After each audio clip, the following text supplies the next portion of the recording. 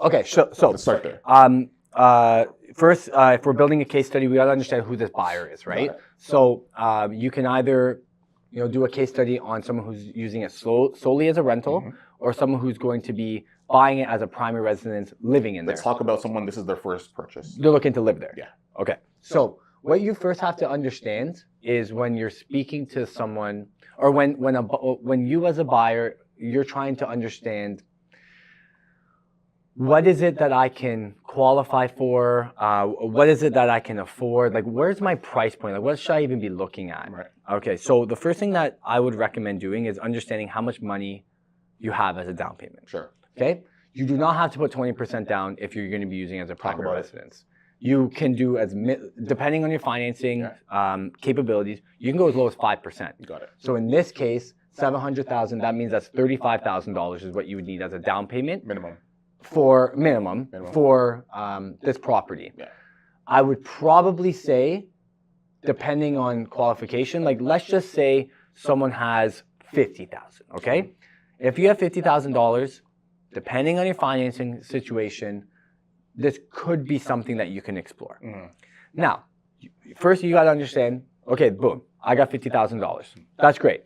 I now know that I can go up to, if I have $50,000, I can go up to $700,000 to $750,000. Right. Let's just have that as a benchmark rule for someone right now. Got it. Okay.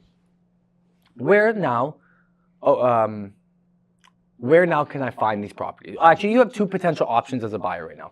First is you can then go onto like MLS or Realtor.ca. Right. You can then go in and see, where are homes under $750,000? Then you can come through 1,000 friggin' listings. Well, let's talk about this one specifically. That's probably not the right route. Right. So let's just say this specific property came up and you're seeing if this is right for you. Yeah. The next thing that you're closing costs and all that. What does it take? Yeah. Okay. So the next thing that you would do though, even before that point, is I would recommend reaching out to an independent mortgage broker. Got it. The reason why I would lean into, especially on the initial conversation to see if this is right for you or not, would be independent versus like going to a bank, for example, is you want someone that can just give you raw facts and someone that can at least tell you, okay, like, what I'm seeing, you can get variable rate in and around here, fixed rate in and around here from these different lenders. Whereas if you go to a bank, you might get a potential,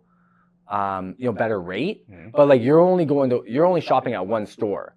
You're only shopping at one lender. Yeah. Speak to a mortgage broker, especially for the first call. Because they can shop around for you. They can shop around for you, but they'll give you the actual service of saying like, okay, if you're looking at this property, you have this amount down. Yeah. This is what you should be looking. This is what this is what you need as a down payment, and this is what you should be expecting as carrying costs. Yeah. Now, the reason why, there's two reasons why it's important. The next stage is to engage with a mortgage broker, Stephen, is because you want to understand what the overall carrying cost of that property is. So it makes sense for you. Like, can you actually afford this? Right. As well, they'll then begin the process of like telling you what documents you need, what you need to build this plan. You don't need to give it to them yet, but at least like know, okay, these are what I need to give to the mortgage broker so then they can see if I can get this mortgage. Right.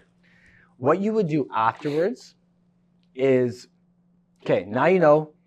35 down minimum. Yeah, 35 down minimum, 35 to 50 down, right? That's good enough based off of the conversation with the mortgage broker to start this process and engage in communication with people. Right. I now know that I can afford the carrying costs, but what you need now and what you're missing is, you need to understand truly what this property is worth. Yeah. Like based on facts, not what the seller wants. How do you find that out? I would reach out to someone like yourself. Yeah. And work with a realtor. I would work with a realtor that understands that market, that can actually give you real data and a good conversation. You don't want someone that's honestly, if you're interviewing realtors, you do not want to work with someone that is just an order taker. Yeah. You tell them to do something, they go and do that for you. You want someone that asks you these engaging questions. You want someone that really wants to understand what you want, what you're trying to get out of this, and what might be best for you. But if we're just solely zoomed in on this property, Stephen, what I would do with the realtor is I would ask them, what do we think the expected value on this property is? Right. Can you give me more data in regards Based to on other ones that have sold in the past? Or? correct? Got Yeah, it. based off of it's called like comparative market data. Yeah.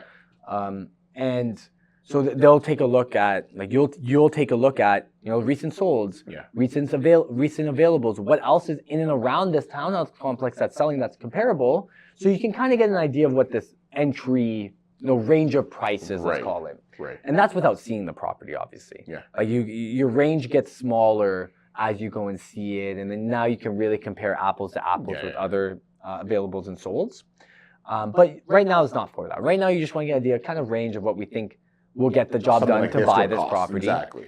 And then you also want to understand if you're using this property as a rental, you want to understand what you can rent it for too. Yeah, like that one unit in the basement has a washer, dryers, kitchen. Because you're going to use that data and bring it back to the mortgage broker and say, hey, this is what the actual rents are going to be. Because then that will help you when you're building the financing plan.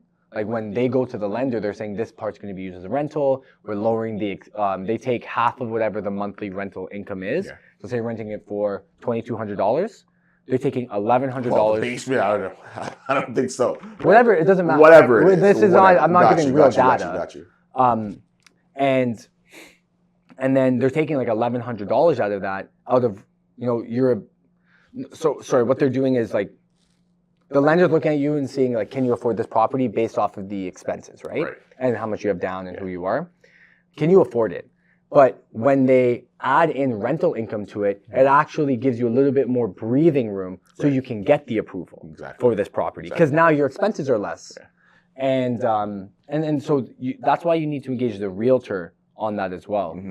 Investment focus. To figure out exactly what you can potentially get from that rental income. What the value potentially range of this property is. And then what we think the rents in the basement are going to be. And the best part about it at that point, once you understand, with this specific property, does it make sense for you or not? Because at that point you'll understand like, okay, can I actually do something for $698,000? Yes or no? Based off of what the realtor and the mortgage broker and who I am. Well, the start is to have the down payment, which is on the low end, $35,000. 35, yeah.